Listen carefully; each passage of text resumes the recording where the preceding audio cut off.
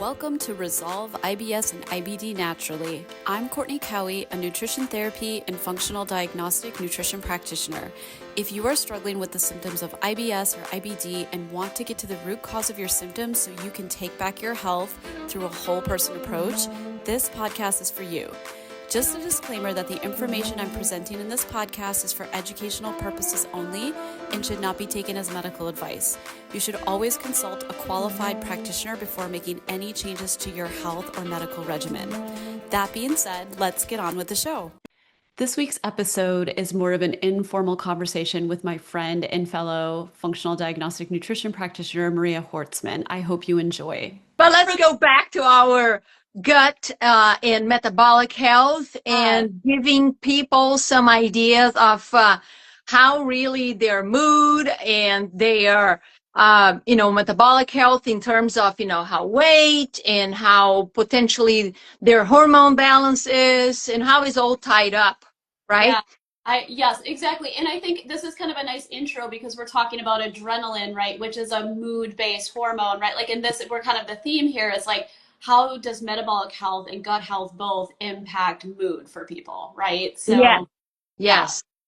Well, Maria Horstmann here, and I help high achieving professionals who are stuck with weight and the brain fog and poor energy to get to the next level of their health. And we do that by helping them to get to the root cause of these issues, these imbalances, and oftentimes kind of do some lab testing, functional lab testing to really dive deep.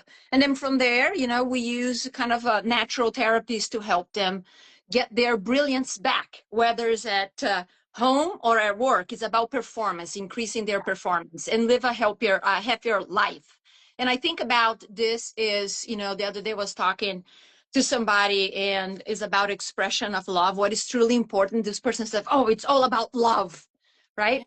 And I said, okay, yeah, I agree that life is about love. And I says, how about health? And I'm like, well, I don't think health is more important than love. And I said, interesting. So how do you express love? And this is a guy, by the way. Yeah.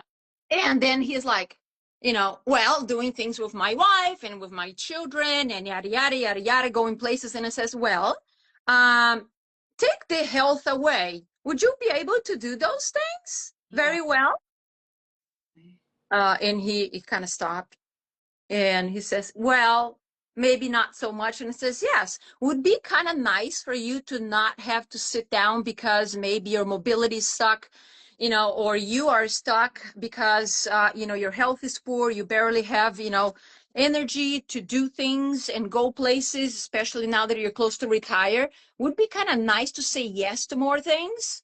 And so you live your retirement, you do more things with your life, with your wife and kids and all that. Yeah. And I says, well, is that love going to be, in front of that, or is going to be your health that's going to allow you to express your love? Yeah. And he kind of quieted down. That's what we're in the business for, right? And as a functional practitioner like yourself, I mean, that's what we're trained to do and help people. But yeah, it's all a fun ride. Oh, for sure, Maria. And I'm so glad you brought that up because I feel like nobody wants to get healthy for the sake of health. Well, I shouldn't say nobody, but very few people are just like health nuts right out of the gate walking around. Like, I mean, very few of us come into this profession because we're just like, I love eating all these clean. I mean, I do love eating clean foods now, but that isn't the sole motivation. Like, we're coming into this because typically there's been a health challenge that's taken a very important thing away from us, right? Or we've noticed our ability to perform or to participate or to show up mood wise, which we're going to talk about today for our family, is being detracted because we don't have the health. And like people don't think always about how health is really in large part like giving you the energy you need to be present in the world, whether it's like having a certain personality and energy to engage with people, or it's having the ability to do these activities or perform in your, all of that is contingent upon your health. And you can have lofty goals of being more loving or being more hardworking or being more successful. But like, truly, I think a lot of people hit their breaking point when they find that their biggest limiting factor is as much as they want that mentally, physically, they just don't have the gas in the tank, or they're held back by this like struggle that's keeping them homebound and on the couch in bed, unable to do the Yeah. things they do, right? Yeah, and I think that most of us have been in a place like that before, right? And we work with a lot of people who are in that place, and we kind of are trained to push through in the society. And what we're going to talk today is also, well, instead of pushing through, how about taking some actions, understanding how the body operates, Yeah. in different ways, so we can start working on those little things and then get to the point that you don't have to push through. Is your innate, energy from your cells, because you're applying some, I guess, I want to say techniques, if nothing else, right? Or Yeah. strategies to help heal those cells that might have been kind of, a little shunt, might be kind of not going so well, doing so well right now. So why don't you start telling us more about this connection between, mood and gut health, and what do you see, especially with a lot of these individuals that you work with, IBS and IBD and gut Yeah. health issues? Yeah, that's a great question, Maria. So there's a lot to say about the connection between the brain and the gut. I mean, where to start, right? Like, I mean, just at the most kind of interesting level, at least I feel like this topic is super trendy right now. We've got this major nerve plexus called the vagus nerve, right? That connects Mm-hmm. and the gut and happens to innervate almost every single organ in the abdomen, Yeah. chest, including all of the GI organs. And so, what's so interesting though about this topic is I feel like it's very much a two-way street there. So, the way that we think, our exterior experiences and how they influence our thought processes will, from the top down, impact how the gut works, but Mm-hmm. also the bottom up will impact how the brain works, right? Mm-hmm. And the biggest thing that people don't often realize is like to truly heal disorders or imbalances when there's a gut component is you have to really work with both. And I would almost argue that you can do all the best mental therapies and nervous system retraining in the world, but if you're not also getting to the root of what's going on with the gut, whether that's checking how well you're digesting your food, are you breaking it down properly, right?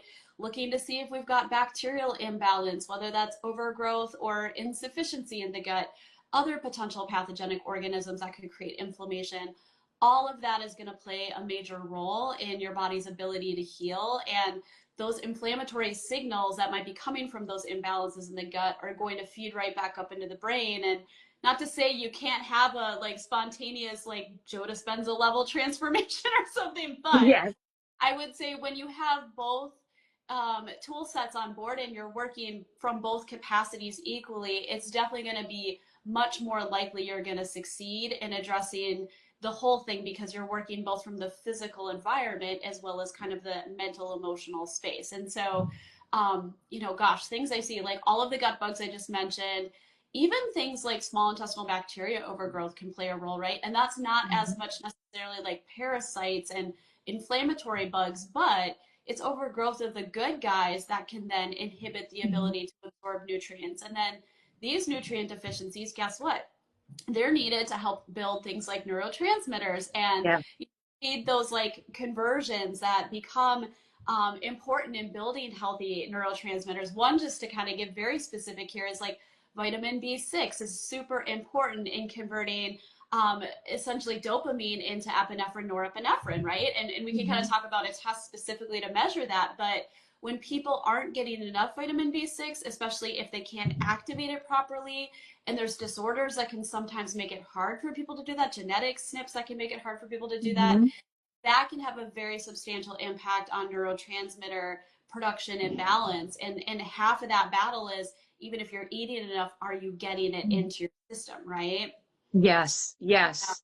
I mean, it's understated, I think, the neurotransmitter conversation, and then how it ties back to the gut and the ability for people to actually break down the foods and then absorb the foods, and what are the consequences if those foods are not being very well digested, Exactly. or even, big particles of those foods are hanging out in the body. How does that impact? I think that a lot of individuals don't understand. What is your take on that? If somebody eats this amazing, beautiful foods, they're like, I'm doing all the right things, Yeah. right? I'm eating clean, and it doesn't seem like I have an energy, or I'm moody, I'm snappy.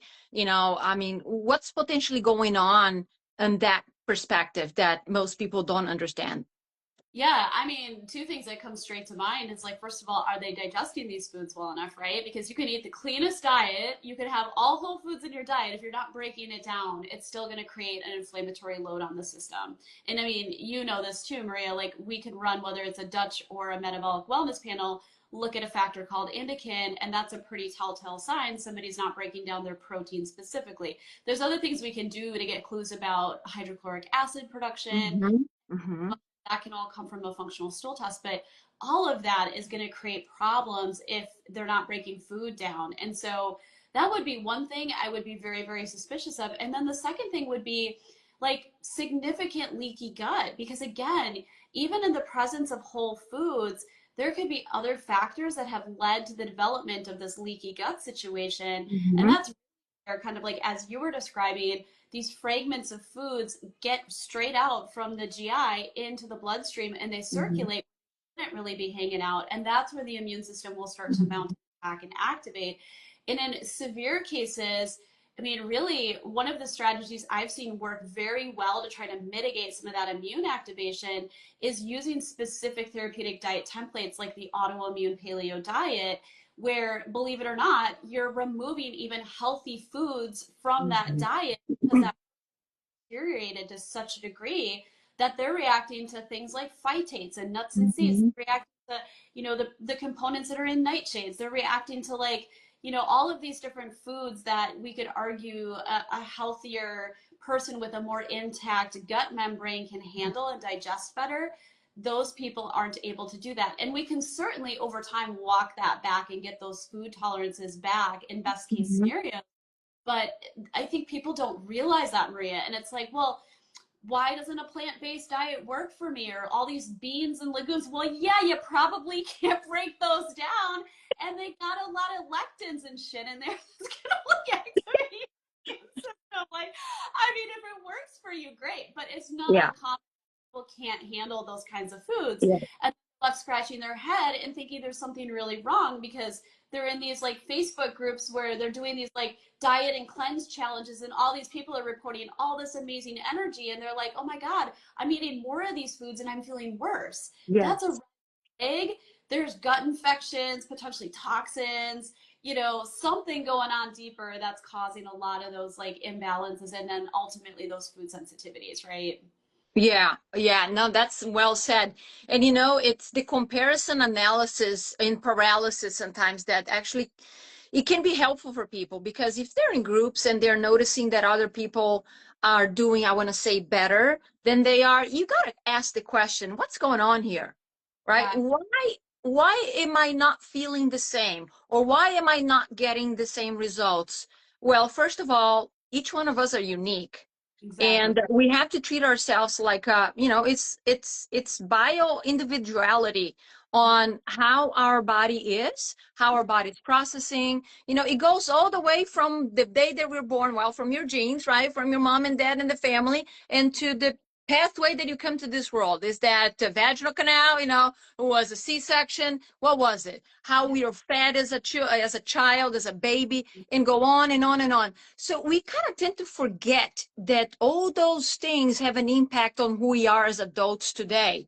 And then as adults, we make some decisions sometimes. I know that for many, many years in my life, it was very poor decisions about diet and lifestyle. Well, but I did what I thought was okay at the time. I'm like, okay, what's the problem? Right?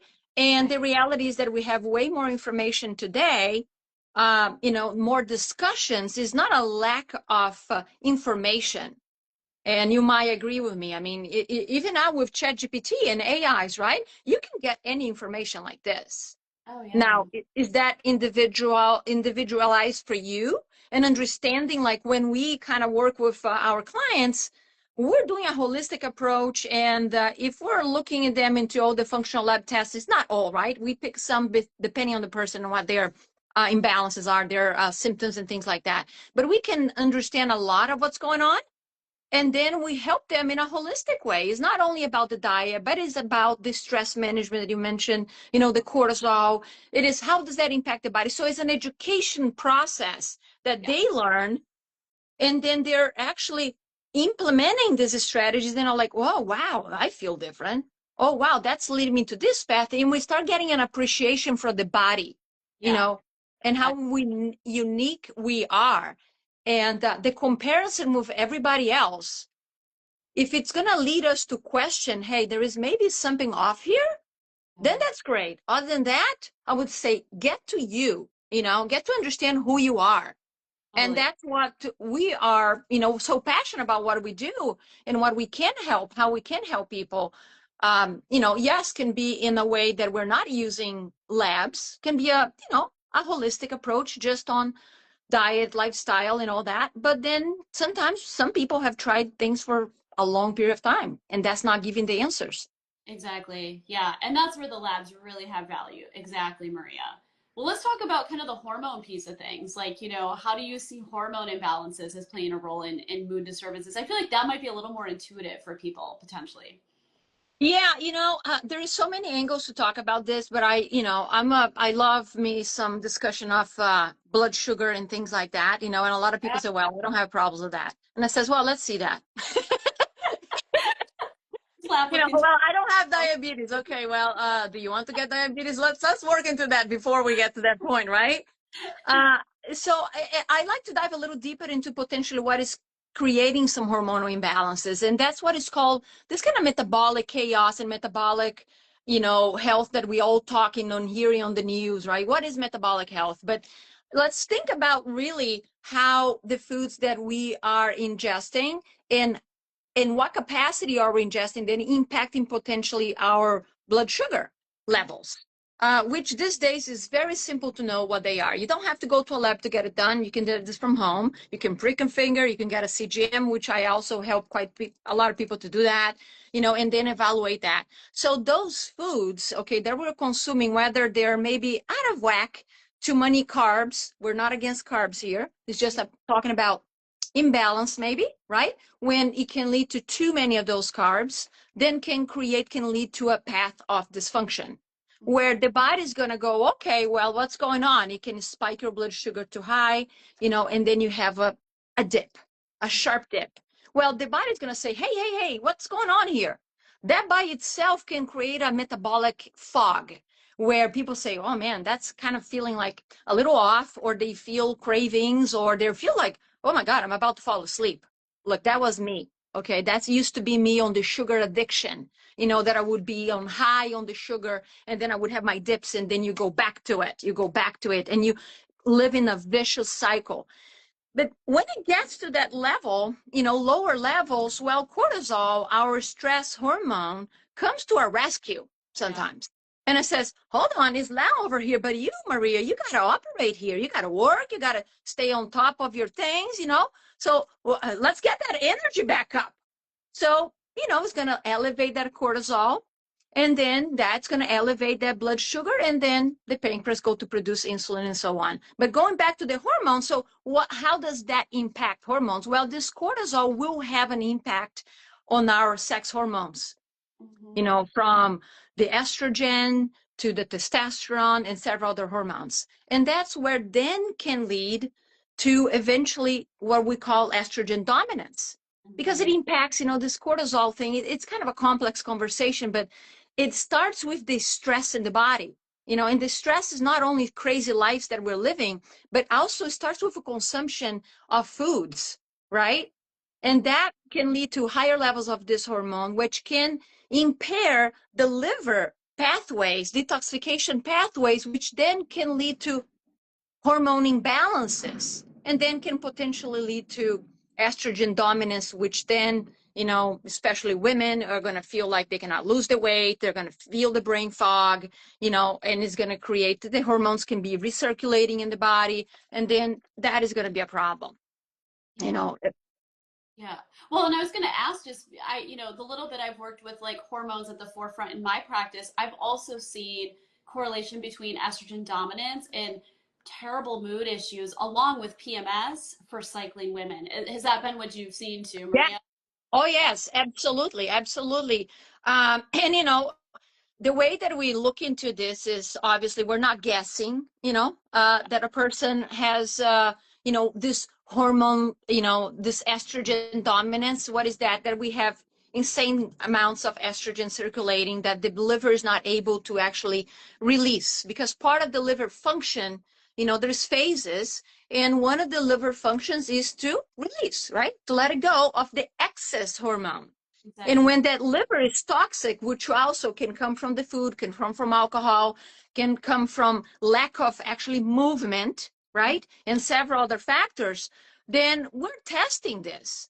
And there's many tests in the market. We like to use like a test that is called the Dutch test, right?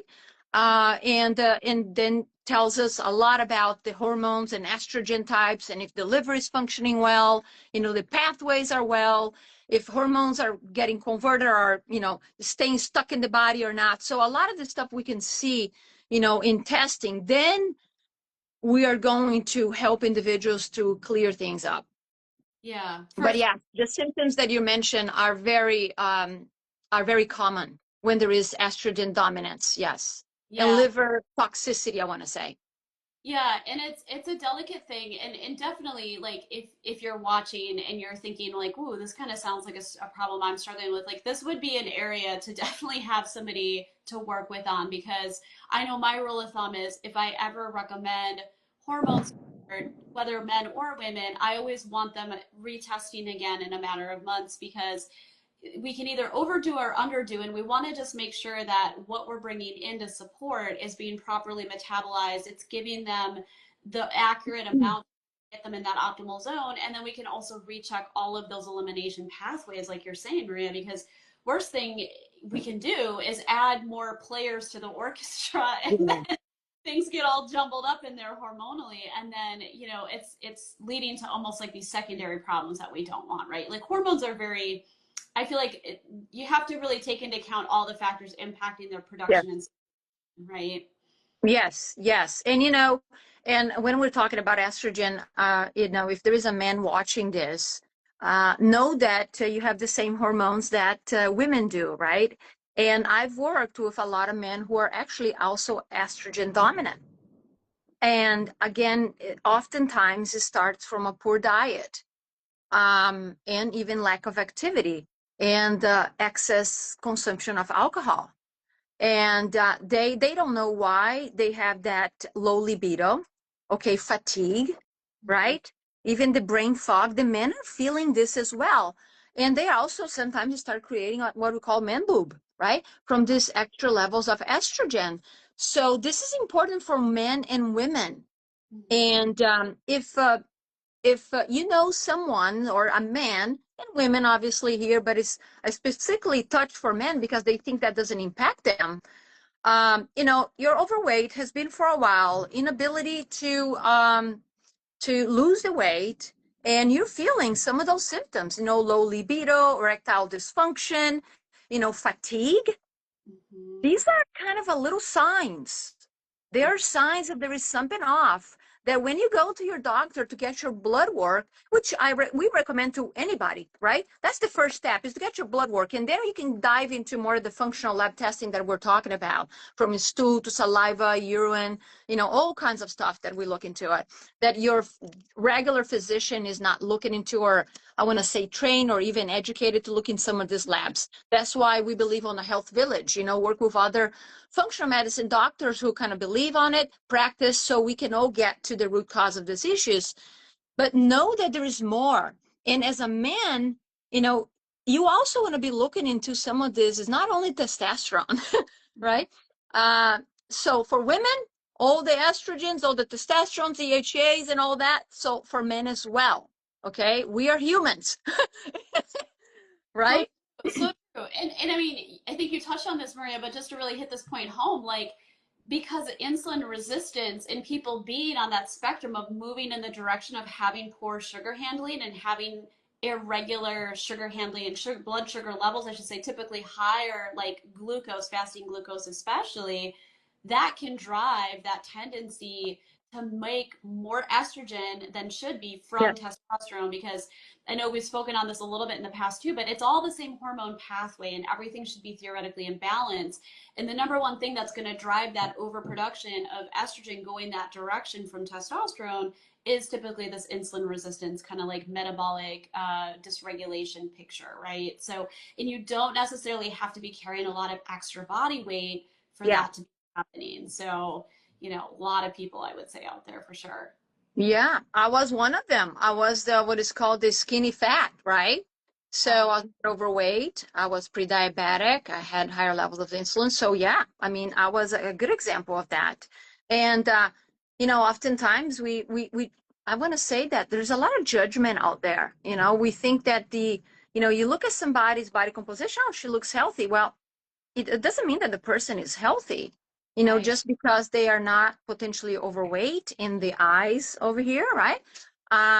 There's a lot of actually overweight people who are healthier than others, because they're doing other foundational work that is helping them. For example, they're lifting heavy weights, they're at the gym, and that is helping with that metabolic health, with that insulin, with that glucose.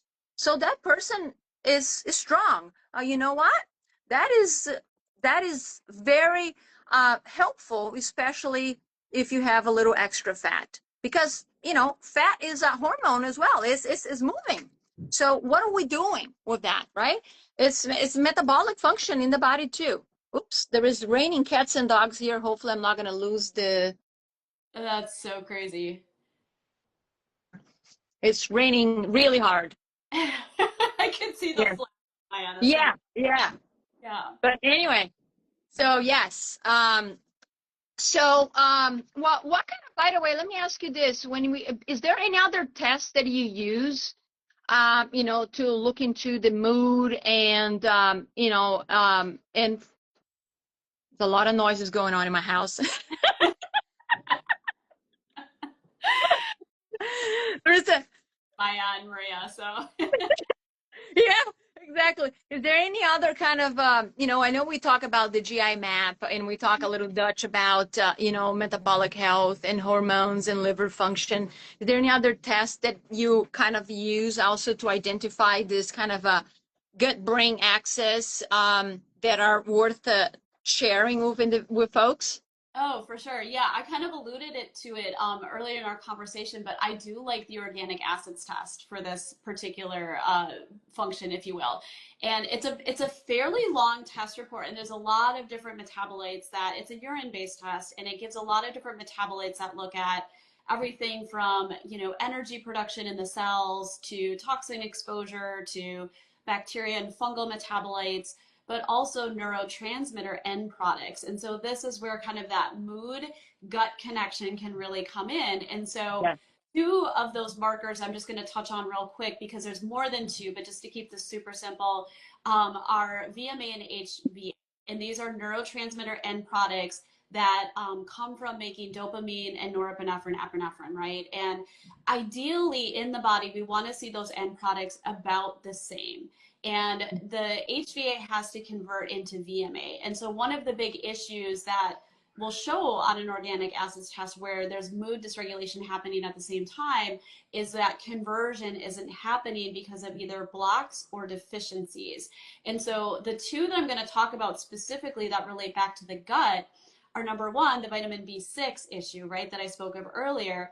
Vitamin B6 is a super, super important vitamin cofactor for a lot of different enzymatic functions in the body, but this transmitter production or conversion specifically. And so that can sometimes be a piece that's like inhibiting proper conversion. And then those imbalances can lead to, these different imbalances in mood state, whether it's lack of motivation or maybe feeling more irritable, just depending on what's going on.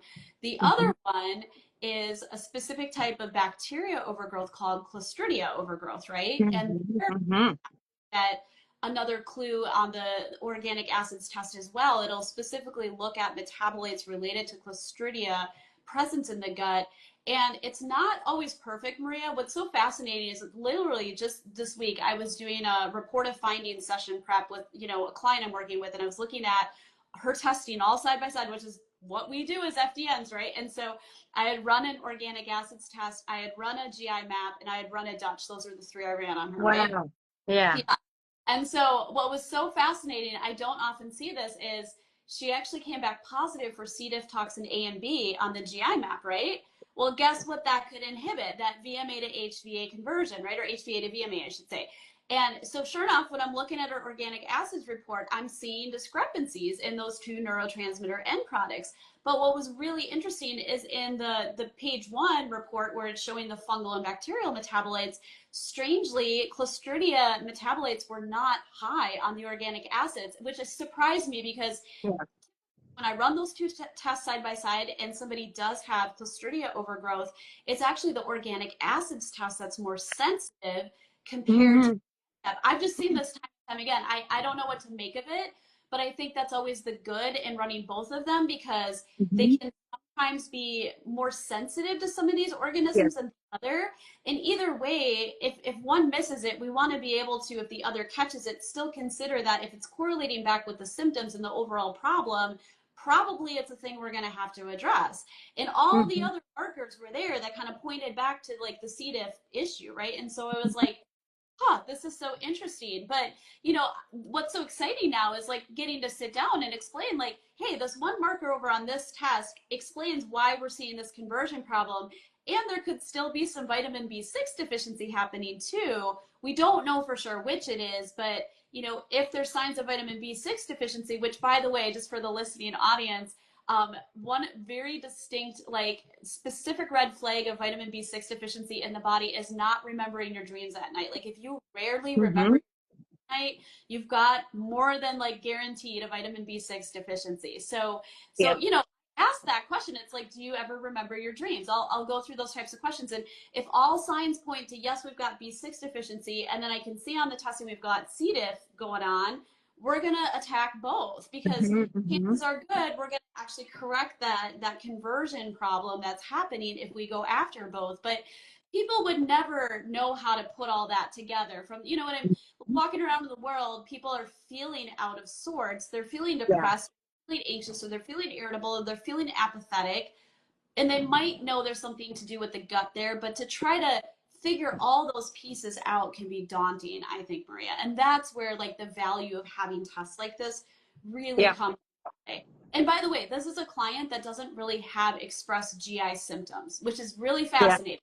So Mm-hmm. it goes to Yes. show still a very useful test, whether it's the GI map or the organic acids, to run anytime you're dealing with chronic health issues, because Yeah. you could not necessarily be having these gut symptoms and still have a lot of these problems at the gut level driving other problems in the body, right? Are you struggling with chronic diarrhea or constipation and have been told by your doctor that there's either nothing wrong or that you're going to need to take a med for the rest of your life to control symptoms? What if there was another way, a way that empowered you to take back your health through a smart nutritional strategy and through running the right testing to identify true root causes? If you are ready to say yes to self-empowerment and to starting the journey to real improvement in your gut health, click the link to grab my free e-guide. Yeah, and you know what? And that is great. And I like to always say to people, when they hear about labs, they just think about blood work, right? Yeah. And we say, look, let's think about really the extremities in the body. So Yes. we have the hair, we have the poop, right? Yep. We have the urine, we have the saliva, and we have the blood. So these are all extremities. And each one of those give different information about the body. And some of these are going to be more accurate reading than others. So you can get some ideas from the blood work that there's maybe some infection, some gut issues, but you're not going to learn what it is unless you do some, a stool test. Exactly. And then like the organic acids, like, okay, we can get more, more breakdowns, more details that is actually help explain some of these things that we see. But Exactly. a bare minimum, we want to consider a stool test, right? And then Exactly. there is several other things that we use. But oftentimes people are just unaware that they could be having some imbalances that show on labs, just like you're talking about, asymptomatic. And let me tell you, these can be hard sometimes for people to understand. Well, I don't feel it. Yeah, right, right. And, you know, and you're welcome to share, but my sort of explanation for that says, well, I don't feel it. Why do I have to address this? And it says, I hate to give this kind of example, but it is a clear example. When we think about a disease like cancer, okay, or dementia, it didn't start it like this. Exactly. Been going on for a long time. And we're not saying here that if you don't do a stool test, you're going to get, no, that. I'm talking about the experience and how the body's going to fight, is going to do what it can, right, to keep you asymptomatic. And sometimes if we are symptomatic, what do? We patch in to not feel the symptoms and not really listen. So one of my first questions is, okay, are you asymptomatic because you're patching, the symptoms, or really you just don't have any symptoms? Are we Right. pay attention enough? Because oftentimes I ask questions and they're like, oh, no, I haven't noticed. No, you know what? I never thought about it. And because we're all such into a drive to achieve, to go, to do, that we kind of don't pay attention to this body here. Yeah. And it's one of those things that we're going to say, hold on a second. Your body has these bugs in the case of, your stool test. They are toxic. And over time, when this toxicity stays, it's going to create bigger imbalances. And Yeah. before we know, it can lead to greater things where you hit a wall. So either you start dealing with it now and, correcting this through, yes, we put a protocol to help with natural therapies, or you wait until you hit the wall. So what do you prefer doing it? Right. Exactly, Maria. And the other part of this is like they're still unwell, right? That's why they've reached out to you. That's why they've reached out to me. And so, even if you can't find any degree of clinical correlation between the imbalance you think might be part of the picture and the symptoms the client's dealing with, I truly think that like we just look at this as a load, right? Like it's a stress-based load on the body. And the way that we're trained as FDNs is we want to get rid of or deal with as many of these factors as possible, Yeah. knowing that there's genetic uniqueness person to person, there's bio individuality. So, you could show two different GI maps with say C diff toxin A and B. And I see this all the time when I'm looking at these tests, and those people are not all going to present exactly the same way. And I think that's where, Yeah. the pathogen is the pathogen. And then how that adds to the overall symptom expression is going to be unique person to person. But I mean, I would say to that whole quandary, like, well, you're telling me you're tired or whatever it is. You're telling me, you have trouble sleeping at night. You're telling me your mood isn't what it used to be. That tells me there's a stress load, right? Like your Yeah. body stress load. And we did all this testing to give us clues. And let's just suspend doubt a little bit and go with the open mind that this could actually be impacting how you're feeling. And what do Yeah. you have, right? And the way we work generally, the products we're using to help clients clear these things are relatively safe anyhow. It's Yeah. not like we're going to do major damage by mechanical to Mhm. help, balance out the gut. So yes, we need to be smart and we need to be strategic. And definitely you should work with a practitioner who knows what they're doing. I'm not by any means trying to advocate just go order any herbal off of Amazon and start taking it, Yeah. right? But Yes. just in like there it's hard if you know what you're doing to do something like quote unquote wrong. You know what I'm saying? And Yeah. so I'd rather factor things in that make sense than just dismiss them and be like, oh, you don't have the GI symptoms, even though you got all these gut bugs. Not a problem. You know what I mean, Maria? Yeah. Yeah. Yeah. Yeah. So, yes. And I think it's, the one of the bottom lines that we are kind of alerting here is stay open-minded, that if you're not feeling your best, okay, if you're not operating like you used to, it's because there is something off. Yeah. And yes, you can go into friends and family and talk to and go to Facebook groups and chat GPT. What are the things to lift my energy? And before you know, you're spending a crap load of money into supplementation that, okay, it may help, but is that needed? And Mm-hmm. that's what part of the work we do. We're looking to all these different, you know, uh, labs and symptoms, and then we kind of correlate them and says, okay, like you're mentioning earlier, okay, it could be B6, that is part of neurotransmitters, but if the person's not breaking down the foods, and go on and on and on. I mean, we often can correlate to a lot. It's Yeah. just often is small details like that require somebody to take a very close look. And Yeah. yes, we can go and spend money and time and effort and concerns and worry, right? To get something going. So, well, if we're spending all that, how about we can be more strategic and Right. say, you know what? Let's pause over here. I'm doing here is not working. And so if it's not working, is that possible that I need further help? That Exactly. that's the outlook. That's how we kind of see, that's how I did with my own health. And I know you did the same with yours. And it says, this is not working. I'm kind of stuck here, or I'm spending all this money and it's unnecessary, or I don't know if it's necessary, right? Right. Uh, and that's why working with somebody who can have the skills and the knowledge and the capacity to help get to these details is important. And using data from your body. Mm-hmm. Your body's telling it, you Yeah. know? To just be open-minded. That might be more than just that little panel of 50 markers that your physician runs. You know what I'm saying?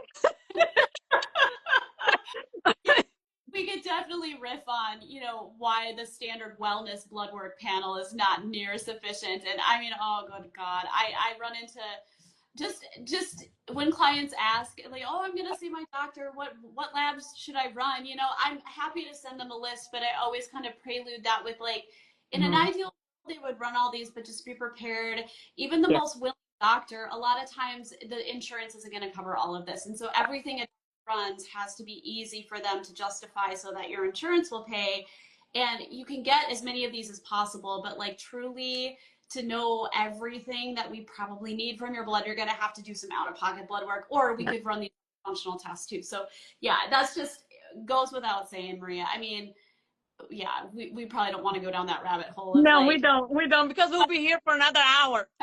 are part of the profit-driven system of insurance, or whether they're actually well worth the time of going to have them done right. Amen. And let me tell you that one last thing about that topic. I had clients that said, you know what, that have insurance, and it says, I'm not going to go for it. I just give me the list. And, they push a button and they can get their whole complete blood markers with over 100 markers and out of pocket, because they don't want to even fight. They don't care. It says, I'm going to spend more time and more money going back and forth in arguments. And so that's their decision. But yes, very similar to you, I say the same things.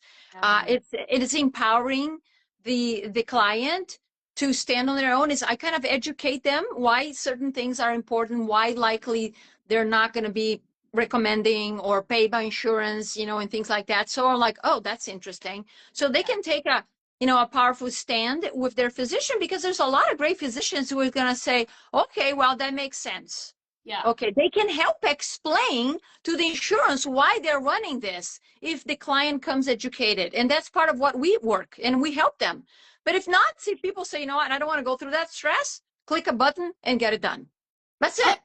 Oh yeah, and people don't often know it's actually not that expensive to run blood work out of pocket. It's Yeah. often less expensive than some of these other functional tests we're talking about. And Yeah. again, would that be the only test I'd ever want to look at if I was trying to help somebody? No, it's certainly very helpful if you have a comprehensive blood panel to supplement.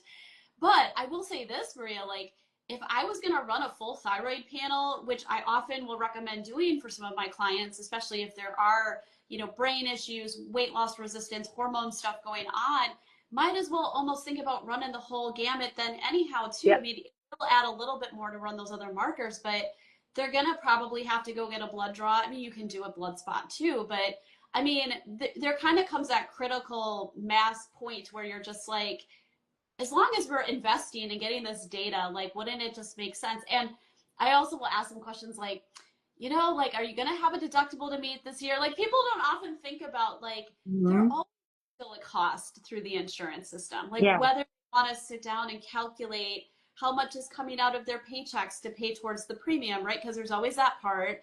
And then how much is coming back to them after the insurance adjusts it down and they get the, explanation of benefits in the mail, right? Or if it's a copay or whatever, like very few people are going to go and do the exercise of calculating every single doctor's visit and what went into that, and then every single portion of their paycheck and what went into the insurance. But truthfully, they are paying whether they know it or Yeah. not. So it really Mhm. just comes down to, at the end of the day, for the value you're getting back on this payment, do you want to do it this way, or would you rather do it Yeah. this other, right? So, Yes, yes. No, perfectly said. So you know what? We know, you and I know that we can keep talking and I talking know. and talking and talking. And we have a good time. And hopefully, if you're watching this, if you're live or watching this, hopefully you're learning a few things, getting some insights, or helping you stay curious and open-minded. We are entrepreneurs passionate about helping individuals to feel their best. Yeah. So, and today we talk a lot about mood. We're talking about, how we're feeling, focus, brain fog, and things like that. And we just went into a little bit of it. We talk about our hormones, we talk about a few markers and a few tests. There is so much to it, but we got to start somewhere. So you know what? Um, how about we wrap it up and we talk about a few things that people can do, right? Because, okay, now what do I do with all that? Well, first of all, we'll be happy to help you. So you can always reach out to one of us and we can have a free consultation, right? I mean, Courtney and I are available, so you can just send us a DM. But from an action item, I would like to spill out a few things and then you can spill out a few things too. Is that okay with you? Sounds great, Maria. Yeah. Yeah. So, when I think about, especially when coming from the root of metabolic health, when it's blood sugar, weight resistance, and hormones and things like that, there's things that you can do from home right now. Okay. Very simple. And you start becoming your own self-detective. So I would say, just track your food. Mhm. Track your food, and you can do this by paper. You can do this on your phone. Track your food for 3 days. And what you want to know is, you want to put what time you ate and what you ate, Mhm. right? And, how much details? Well, so much details as you want. Put yourself into like, if I were really looking into this meal or your, what would be interesting for me to know? And I'll tell you this is going to be, portions, what kind of foods they are. Is that the proteins, carbs, and fats? And if you're not very sure, well, there's a lot of resources out there. We can help you and understand that as well, right? But every plate is going to have those things, Mhm. right? And yes, you can get more detail in weighing things, but you can also take a picture and start like, okay, well, how does that fit into the picture? And then track your foods for maybe 3 days or a week, right? And then after that, you say, okay, now I'm going to be pay attention to my body. After I ate this, how do I feel an hour or two after I Yeah. ate? So do I feel energized? Do I feel like sluggish? Do I feel like, oh my God, my tummy hurts? Do I feel bloated? What's going on there, Yeah. right? And the other thing that you can also look into it is like, okay, am I hungry after I eat too? Mhm. Okay, or do I have like this dip of energy, and then I feel like I have to eat again, and it says, wow, but I just ate, right? And then is discomfort, like I said, is there any digestive or even brain fog, Mhm. that is happening? Digestion over here, stomach aches, bloating, or you got to run to the bathroom or something like that. So I would encourage you, it's a simple exercise, but it can tell us a lot. Yeah. And you can be as detailed as you'd like, and the more detailed, the better it is, because if you're going to work with somebody like us, you Mhm. know, that information is going to be golden. And you're going to start seeing correlations. And it says, well, every time I eat this, I have that. Okay, what's going on there? And that can go back to what Courtney was mentioning. Are there any foods that maybe we're not breaking down? Are there foods that I'm not digesting well? Is there maybe some food sensitivities here? What's going on? So that's a curious mindset. In any part in life, what we need to do, right? We need to assess, we need to pause, we need to assess, we need to collect data, and then we kind of, take a look at it, and then we take action. Mhm. So let's apply that to our health, you Yeah. know and that is a simple. And let me tell you, I don't know about you, but most people I work with, they don't do this.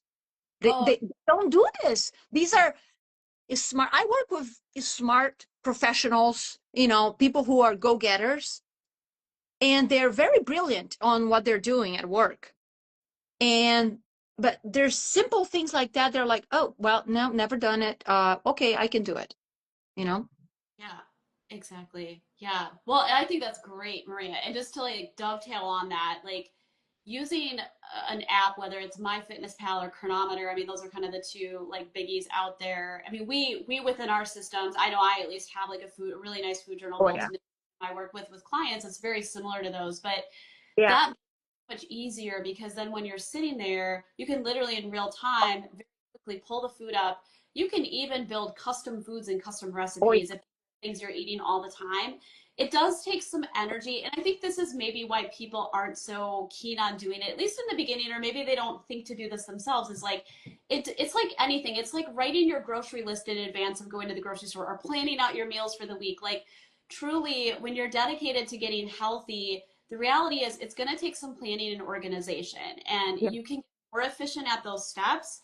But sooner or later, whether it's keeping a food journal on your phone or some way, shape, or form, or you're doing your grocery list or whatever, you're going to have to use some tools and take a Yeah. little time, especially in the beginning, to set that process up so it gets faster for Mm-hmm. you using it with time. So, what's great about those apps though is they'll actually start to track in ballpark if you put in quantities of food, especially like about how much percentage of the different macronutrients are you getting. And then that becomes great data for people like you and me Mm-hmm. when we're looking at journals. But this is really interesting. And so there's two things I'm going to share here. Like Yeah. what you made me think about a conversation I literally had just the other day with a client, and we're like maybe 3 sessions in now to the process of working together. And my second session with my clients, I always do a deep food journal analysis, and that's all that session is dedicated to. Is we're going through the food journal, talking about it, I'm asking a lot of questions, that type of thing. And so I remember saying to her in that session, like, gosh, I really get the impression that you're not eating enough food. Like, how does that land? How does that feel to you? And she's like, well, no, I think I'm eating enough food. So, and keep in mind, Maria, like I also created an entire program with like educational videos and resources that my clients also go through in between our sessions as Yeah. an learn what I want them to learn, so they're empowered by the end to take this knowledge with them, right? Yeah. So in the meantime, she's been very diligent, very tight, like A+ student, right? So she's doing all these resources. So then we just got together again. She's like, oh gosh, you know what? Like I'm only eating like I'm eating 1,500 calories a day. That feels like kind of a lot. And I was like, oh no. So like I had to spend a moment saying like, okay, this is normal, but this is not optimal, right? Like, a lot of the women I've worked with who have, or they're at that age, they've been through Weight Watchers or Jenny Craig or some sort of like low fat or calorie counting type of diet because they also struggle with weight. It's very easy to get stuck in this perpetual mentality of like Yes. counting. So I had to tell her just right off the cuff, like at a bare minimum, you need about 2,000 calories a day just for your brain to function well, right? And then from there, it kind of depends on man, woman, how active you are, all the things. But like, I'm a petite 5'3", 115-pound female. I certainly eat more than 1,500 calories a day. Now, granted, my metabolism is in good shape. And so that led to this conversation of like, we don't just shove more food at you. That's not quite how we're going to do this, but this is a sign to me that your metabolism's way down regulated, and we're going to have to work at multiple levels to try to get things like burning faster and better in your calories up. And until we can do that, you're going to be limited in how energetic and probably how clear your brain feels, because all of that will go down. So I tell this story just to say that one thing to pay attention to is, are you eating enough food too? Mm-hmm. Even if this is like normalized for you to be at that 12 to 1,500 calorie a day level, you've been doing this for months or years, that could be impacting your mood. Mm-hmm. That could lead to depression, irritability, anxiety, simply because your brain is now, and your body, in a semi-starvation state. Like it's had to adapt around this like scarcity of energy available. And that will absolutely take a toll on a person. So that's kind of like one thing. And you can get that just by doing what you said, Maria, like just tracking your food and getting a sense of how much are you eating. Second thing I'll say is, if there's any meal to focus on first for most people, I truly feel like it's breakfast. Like I feel like people do not think through their breakfast enough, and they're not necessarily thinking about getting right out of the gate a good amount of protein and a good amount of healthy fat. And from a sugar handling standpoint, and from a satiety standpoint, and from a mood regulation standpoint, you need to have enough of that in your first meal of the day, or you're already going to be starting out with this complete sugar crash cycle that could be happening because your body's going to burn through the cereal or burn through the bagel or Oh. burn whatever the heck that standard American thing is you just ate that Hmm. brought you up for a minute, maybe even gave you a little sugar hit, which feels good for a second, but then you crash. And then that can lead to the mood instability issues. And just from a gut perspective, I find people who tend to have more protein, fat dense breakfast, that also often is a little bit easier if you've got bacterial imbalances that are fed by a lot of these carbs that especially aren't breaking down well. That can then lead to you have a carby breakfast. Now you're running to the toilet 5 times after Yeah. that. Suddenly Yes. at the end of the day and you feel like you have this complete 3-month pregnancy bloat going on, or you have to Yes. spend an hour in the bathroom because you can't poop, right? Like it kind of goes both ways. Like it helps with the gut stuff that could be there because there's deeper imbalances, which ultimately you have to do testing to really get to the bottom of that. But you can manage it right now by at least making that protein fat sort of dense breakfast macro adjustment that can really help at least start to set the stage for the day to go well. So yeah, Oh, that's yeah, that's very well said. And that breakfast is golden. And people have an issue with breakfast. yeah. They feel like they should be only eating certain things, and they cannot imagine, or it's kind of work for them to think that beyond that cereal, or beyond the eggs, or beyond the eggs and bacon, or something simple like that. Once they understand, and again, I love the chronometer. I absolutely love that app. Yeah. And yeah, and it is the best app out there in the market. Yes, I do a session, like normally a second session is all about food and education on that. And they're like, open their eyes, and it says, wow, and then you start correlating to some of their symptoms, right? I mean, how they feel throughout the day. And it says, well, let's look into this breakfast, the composition of the breakfast. And then we look into the time, and we look into the quality of the foods and the ratios. And all of a sudden they're like, wow, okay, so here are a couple of things that we can do. Right? Let's start swapping this for that. And we start educating this process, and we start implementing this. The other day, this is a brand new client, and she's young. She's 28 years old, and she's having significant problems, with sleep and things like that. And there's other issues. But she's eating very late at night. She's a snacker. I used to eat like that. I used to eat like multiple times a day. Okay. And here she is having a very horrible breakfast. But again, she's thinking that's fine. I mean, that's, again, the average population thinks that's fine what they're doing. But we know that's not, something is not right. And then, because she's eating, I want to say imbalanced, for like a better word, is trickling down the cravings throughout the day, and then at night she feels hungrier. And even after dinner, feels like you have to have something. Folks, remember that breakfast is what's going to actually help kind of keep us grounded throughout the entire day, and not create this regulation on hormones from insulin and leptin and things like that. And at night, it could be habitual, right? I have some clients that are like, oh, I always do this. Well, you do this because you're hungry, or you do this because you've been doing this. Well, no, I've been doing this. Oh, I kind of enjoy doing that, but not understanding the consequences that have on their sleep, right? So in this young lady, I kind of mentioned, okay, we want to kind of chop that, dinner off a little bit, that snack. And I said, first of all, how not to snack. So education about food, the amount of foods and the macronutrients and all that. And then let's stop eating, 3 hours before bed.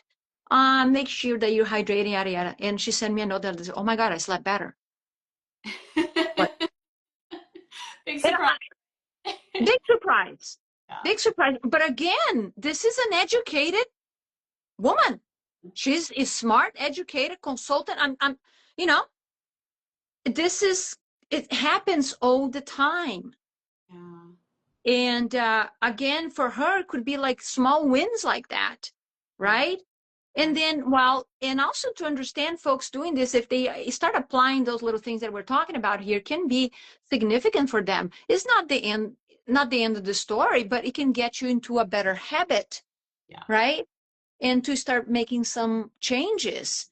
And that is the mindset. It's kind of a growth mindset. There's like, okay, it's not working. I'm going to start slow. And because the energy is not going to pop up like this, well, there is, slowly and steady habits here and understanding how the body is receiving, because the body is accustomed, like you mentioned earlier, accustomed to a path. Yeah. We kind of need to re-educate here, and we have to be patient. And I don't know if you see that with your clients, but a lot of people are very impatient, Oh, you know? yeah, for sure, Maria. And part of this is just cultural, right? Like everybody's bombarded with these like quick fix medication commercials, like that's essentially how our entire conventional system of medicine is designed, is to spend very little time, give a symptom band-aid as fast as possible. And I mean, truly, I guess if there is, I don't know if this is a positive thing about drugs, but if they're going to quote unquote work, it's because they're effective at band-aiding the symptoms so well, right? Now, Mhm. that's not the same thing as getting to the root cause, and that's not to say it's going to fix the issue. If anything, it's often going to create secondary issues, or Mhm. body show up with other signs because it's like smart, like, oh, we see what you're trying to do. Now we're going to create this other problem over here, right? But that's what I think our populace has like an appetite for. It's like, I don't have time for this. This is an impediment to my life. Why am I having this symptom? I'll just go on this drug and this will fix it. And as long as it's not terribly noxious or deadly, I think the tolerance to do that for the average person is pretty well there. It's sad to say this, Maria, but it's true. Yes, yes. And we can have another time to talk about that, why maybe that's not the path that we recommend, not the path that you and I decided to go, Right. as well. We chose differently, and we work with people who want differently. Exactly. Exactly. The mindset of people who we work with are the ones that, you know what, I want to change. I'm going to do what it takes. And I know that is going to require more than the medical system as of today. Right. Right. I And, need and skills. Yeah. yeah, and it's not this for that. We're not this for that, Yeah. right? So the people who work with, yes, they want the results. They're willing to work. They're gonna work on their patients, kind of thing, because yeah, everybody wants to. Okay, I pay this much for this and all this test. Give me the answers now. It's not like that either. Right. Right. Right. Right. Yeah. But It's they a process. understand. This is a slow process, and you have to consider too, how long have you been struggling, right? Like the Yeah. longer you're struggling with your health, you got to be patient, give yourself grace, give your body time, because for the time that you felt it really break down, guaranteed there were years leading up to that where your body was Yeah. already unwell before you really felt the effects of that too. So it's quite a period of time that things break down, in my opinion, Maria, right? Yes, and that's why we're, giving the example of, asymptomatic and what it happens if, they're not looking into this. And most people are not getting to those level of details about themselves. So they're not seeing what's going on. They don't have anything to compare to. But now they're doing a lab test and is totally off. I mean, gut is off. There is candida. There is H. pylori. There is bacterial overgrowth. And I was like, hold on, what's going on here? Right? I'm like, well, it's been going on for a while. Right, So exactly. the earlier that you take charge of this and you say, be curious and invest in your health, the better. I will say this too, because I think it's relevant. I was in a call the other day, and this woman, she's a business coach, and she works with a lot with, health professionals like us, and to help them kind of, hey, let's expand this reach, right? And she said something that is really so true that I don't like to hear, but it's true. And we don't like to hear that people don't invest on prevention. It's true. It's very true, Maria. They invest when they Yeah. feel sick, when they Yeah. already, yeah. And I thought about it, and I started thinking about the way that I communicate sometimes, because I came from a more prevention. Yes, I had prediabetes, but I was, in my mid-30s when I kind of, 36 when I kind of, boom, boom, boom, but it was more in prevention. I was not sick. I had chronic, digestive issues. I had a mild eating disorder, back and forth, eating off, and the prediabetes cravings and all that, dependent on sugar. But that is not sick, Mm-hmm. right?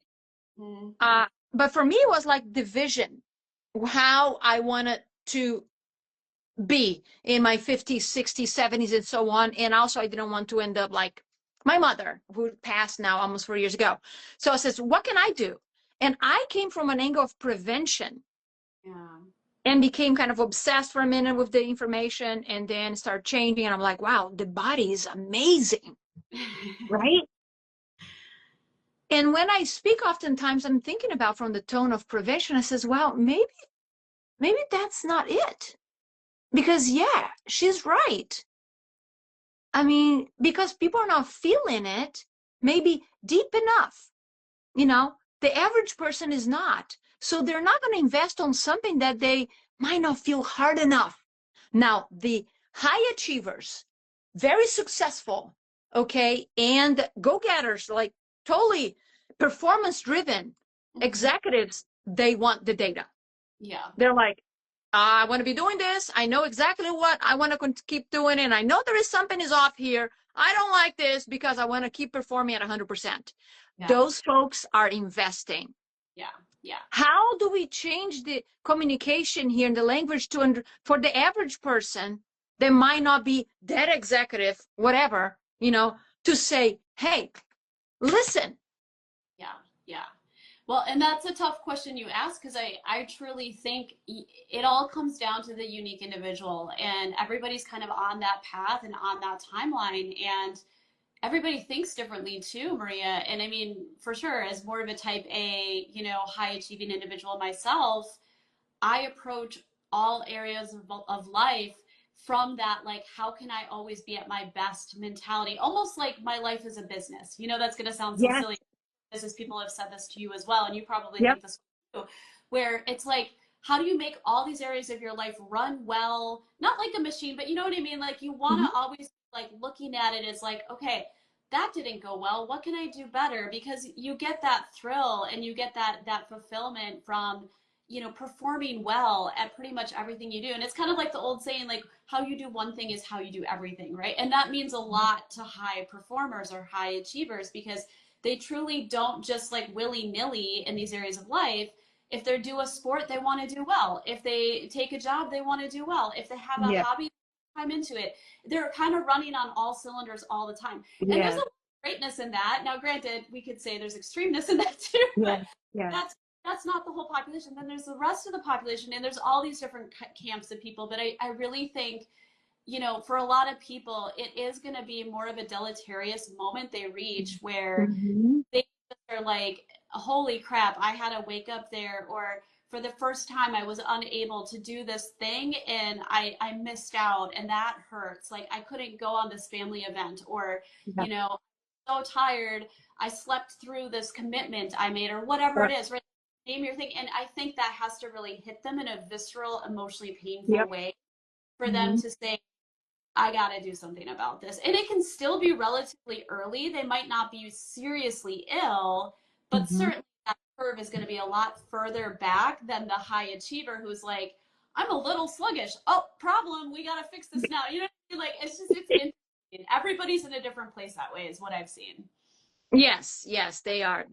Yeah. And if it was up to us, we would like to get people right into the beginning, right? And help them stay curious and dive in, so they can, for years and years and decades, to track, to be in tune with their bodies, and to stay on top of it. That's what we want for people, right? And that's why, we're here talking, to each other, and maybe that lights up the bulb for somebody, that needed to hear this. Because the reality is, there are a lot of ways, there's a lot of answers out there. It's like, the question is, are we asking the questions? Yeah, exactly. There are answers. And so, not giving up on the, okay, this is fine. By the way, I hate the word fine. I hate the word fine. I'm like, fine? What the hell? I'm like, fine. No, we want to be great. We want to be exceptional. We got to be fabulous, So how do we get out of that mode of just operating in a mediocre state, that is just day by day? There is more to us. Yeah. Right? Yeah, and it takes courage, and it takes radical honesty, and it takes radical self-responsibility, because I think truly the first step is, like, being honest with yourself that there's a problem. Because I think, again, a lot of people want to deny that they're having the issues they're having, because that means they have to acknowledge they're letting people down because they're not functioning well or not perform. Like, that comes with disappointment, right? That comes with regret, essentially, that comes with guilt. But those are the things you have to start to feel often to feel motivated enough then to do something about it. So I think the first part is radical honesty, and really like being honest, like, this is not working, like this is causing problems, even minor ones in my life, and I don't want that. I don't want to keep being that person who isn't showing up or makes promises and has to is. And then the other is radical self-responsibility, because once you step into a holistic path to address your issues, now you're basically saying, I am going to learn what I need to learn to help myself. I mean, not to eschew doctors. Yes, there's always a need for them, but that system is set up for passivity and outsourcing your health to these so-called professionals in a very specific one way, right? And if you've already decided this hasn't worked and this isn't going to get me to a place of true wellness, then it's now on you to figure that out. And again, not to say you have to spend hours and hours researching. This is why Maria and I are having this conversation, because there's obviously very skilled people who can help with this, but it still comes back to like your desire to follow it through and get in touch with your deeper why.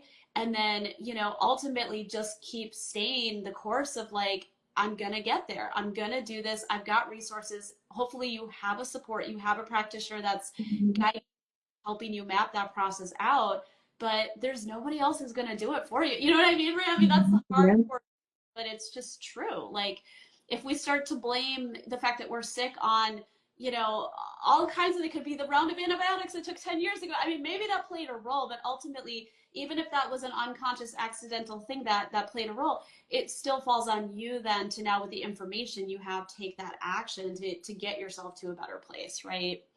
Yes. Yeah. And I think is staying curious, not judgmental, because we can judge, you know, where we were, what we did, and even all the genes and all that kind of stuff, you know, or the mom. Yes, all those things play a role. But if we kind of stay in the present, right? And what can we do now? And taking action, not being the paralysis of research. I know some people, they spend days and days and days researching and thinking and thinking and thinking. And I'm like, okay, let's pause at some point and let's take action, right? And let's become consistent on that. Exactly. And you can continue the research, you can continue doing things, but it's about stopping here, you know, stopping here and actually doing. Yes. Like that, just do it. It sometimes is a very good thing. Just do it. Exactly. You know? Which is why sometimes having somebody to help you can get you out of your own paralysis or help you around your own blind spots. You know, it's not, Right. not for lack of information people aren't doing this. It's because it's overwhelming, Yeah. and they have time sorting out what to focus on and in what order, right? So, I mean, this is tough stuff. It's not easy. That's obviously why we've put a ton of time and energy into becoming the people we are as practitioners, because we have a heart for this. But honestly, like, I wouldn't recommend that anybody go down this career path just for giggles, right? It's a lot of work, a lot of time, and you have to be really committed, you know, personally, also wanting to do that kind of work too. So yeah, I mean, I'm just all about like hacking things. It's like, if I could pay somebody to help me master something in my life faster and easier, realistic, and that's, I can access the resources to do that, and I believe in that process, and I believe that they're going to help me, why the hell wouldn't I? Because generally when you get that place, that pays back dividends in multiple ways. I don't care, you pick any area of life, whether it's health or finances or career, right? Like, anytime you invest in up leveling, typically that's going to be a resource that continues to give back. You know what I mean? So, did you find this episode informative and helpful? I'd love to have you leave me a 5-star rating. Do you have questions about holistic approaches to optimizing gut health that you'd like to ask? Please leave your question or comment below, and I will be sure to address it personally or cover it in a future episode. Be sure to check the show notes for any resources mentioned in today's episode. See you next time.